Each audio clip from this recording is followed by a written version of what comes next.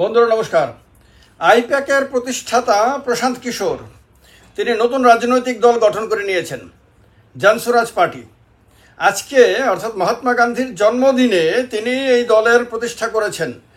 আপনারা জানেন যে গত 2 বছর ধরেই তিনি বিহারের অলিতে গলিতে ঘুরেছেন, পদযাত্রা করেছেন, মানুষের সঙ্গে মিশেছেন, মানুষের মতামত জেনেছেন, মানুষের সমস্যা সম্বন্ধে অবহিত হয়েছেন। সেখানে বিহারের রাজনৈতিক বিভিন্ন দলগুলির শক্তি সম্বন্ধে ভালো করে জেনেছেন, বুঝেছেন এবং সেই দলগুলো সম্বন্ধে সাধারণ মানুষের মনের মধ্যে কি ধারণা রয়েছে সেই সমস্ত কিছু সম্বন্ধে জেনেছেন এবং সিদ্ধান্ত নিয়েছেন যে নতুন রাজনৈতিক দল গঠন করবেন। তিনি বলেছিলেন যে 2রা অক্টোবর গান্ধীজির জন্মদিনে বিহারের পাটনাতে র্যালি করে তিনি নতুন দলের ঘোষণা দেবেন। সেই অনুযায়ী আজকে তিনি তার দল গঠন করেছেন। এখন কথা হলো, বিহারে এই যে নতুন দল হয়েছে প্রশান্ত কিশোরের দল হওয়ার কারণে প্রথম দিন থেকে এই দল ব্যাপক পরিচিতি লাভ করবে, এতে কোনো সন্দেহই নাই।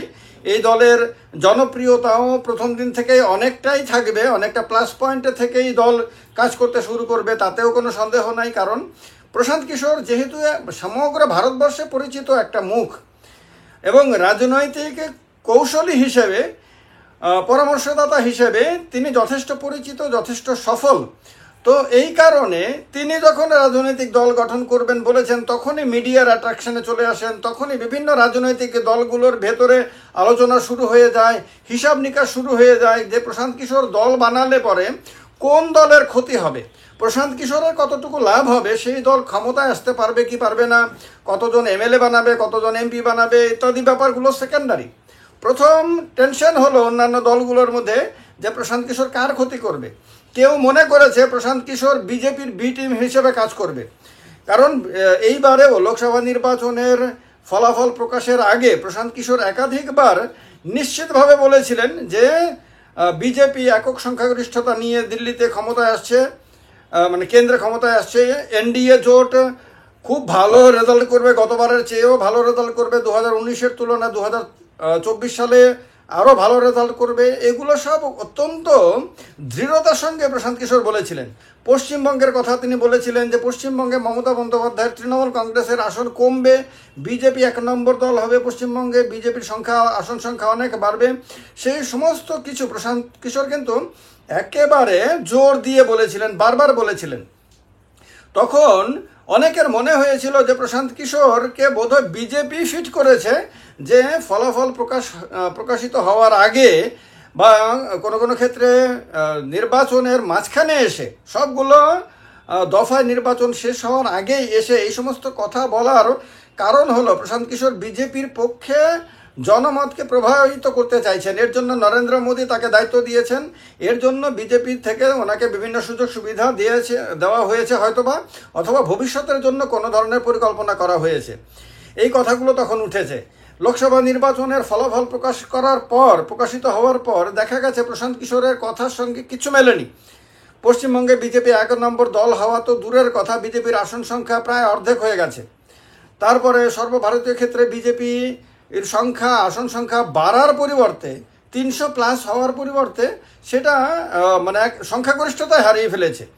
এনডিএর সংখ্যা বাড়ানোর পরিবর্তে এনডিএর আসন সংখ্যা 300-র নিচে নেমে গেছে। তো সুতরাং প্রশান্ত কিশোরের জীবনে এত বড় রাজনৈতিক বিপর্যয়, তার যে বুদ্ধিমত্তা নিয়ে এত বড় প্রশ্ন, তার যে ভবিষ্যৎবাণী নিয়ে এত মিসম্যাচ এর আগে কখনো হয়নি।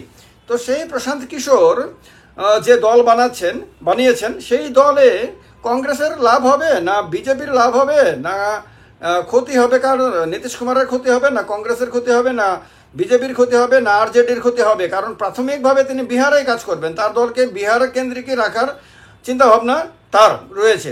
বিহারে সাফল্য অর্জনের পরে তিনি সারা দেশে হয়তো বিস্তার লাভ করবেন, কারণ আগামী বছর এই 1 বছর পরে বিহারে বিধানসভা নির্বাচন, 2025-এর অক্টোবর নভেম্বর মাসে বিহারে বিধানসভা নির্বাচন হওয়ার কথা। সেই নির্বাচনে বিহারের 243টি বিধানসভা কেন্দ্রে সবগুলোতেই জনস্বরাজ পার্টির আপনার ক্যান্ডিডেট দেওয়ার সম্ভাবনা রয়েছে এবং সেখান থেকে তিনি ম্যাক্সিমাম এমএলএকে জিতিয়ে এনে তিনি বিহারে সরকার গঠন করতে চাইছেন। এটাই তার লক্ষ্য, আপাতত লক্ষ্য। এটা সবাই মানে বুঝতে পারছেন। এবং তার জন্য বিভিন্ন ধরনের জনমোহিনী বক্তব্য তিনি রাখতে শুরু করে দিয়েছেন। তার সরকার ক্ষমতা এলে অত্যন্ত কম সুদে মহিলাদেরকে আপনার ঋণ দেবে সরকার থেকে, তারপরে বৃদ্ধদেরকে 60 ঊর্ধ্ব মানুষদেরকে মাসে 2000 টাকা করে পেনশন দেবে, যুবকদের কর্মসংস্থানের ব্যবস্থা করবে, ব্যাপকভাবে ভালো ভালো চাকরির ব্যবস্থা করবে, তারপর আপনার কৃষকদের জন্য নানান ধরনের সুযোগ সুবিধা ইত্যাদি সমস্ত কিছু এখনই তার দলের তরফ থেকে মানুষের কাছে পৌঁছে দেওয়ার মানে সম্ভাবনার কথা বা প্রতিশ্রুতিগুলো পৌঁছে দেওয়া শুরু করে দিয়েছে। তো তার মানে বোঝা যাচ্ছে যে তারা আর 10টা রাজনৈতিক দলের মতন রাজনৈতিক নির্বাচনী সাফল্য অর্জন করার জন্য ঝাঁপিয়ে পড়তে শুরু করেছে। তো এই অবস্থাতে প্রশান্ত কিশোর কি বিজেপির ক্ষতি করবেন? কারণ এখন তিনি বিজেপির বিরুদ্ধে কথা বলতে শুরু করেছেন, এনডিএর বিরুদ্ধে কথা বলতে শুরু করেছেন, আবার আরজেডির আপনার তেজস্বী যাদবের বিরুদ্ধে তো তিনি অনেক আগে থেকে কথা বলে আসছেন। তিনি ঘুরিয়ে ফিরিয়ে রাহুল গান্ধীকে খোঁচা দিয়ে আসছেন। নীতিশ কুমারের সঙ্গে তো তার যেমন জাতশত্রুর মতন হয়ে গেছে ব্যাপারটা। নীতিশ কুমারকে তিনি কোনোভাবেই মানতে চাইছেন না। নীতিশ কুমার এর জনপ্রিয়তা একেবারে নেই। নীতিশ কুমার হারবে। নীতিশ কুমার বিজেপির জন্য বোঝা হয়ে গেছে, এনডিএর জন্য বোঝা হয়ে গেছে। শুধু কেন্দ্রীয় সরকার টিকিয়ে রাখার জন্য নীতিশ কুমারকে বিজেপি সঙ্গে রাখতে বাধ্য হচ্ছে এবং নির্বাচনের পরে নীতিশ কুমারকে সরিয়ে দেওয়া হবে ইত্যাদি ইত্যাদি কথাগুলো বলে বলে তিনি নীতিশ কুমারকে রাজনৈতিকভাবে একেবারে ঠেলে পেছনের দিকে ফেলে দিতে চাইছেন। এই রকম একটা পরিবেশ তিনি তৈরি করতে চাইছেন, যে বোঝাতে চাইছেন যে তার যে জনসংরাজ পার্টি সেটাই আগামী দিনে সরকার গঠন করতে চাইছে।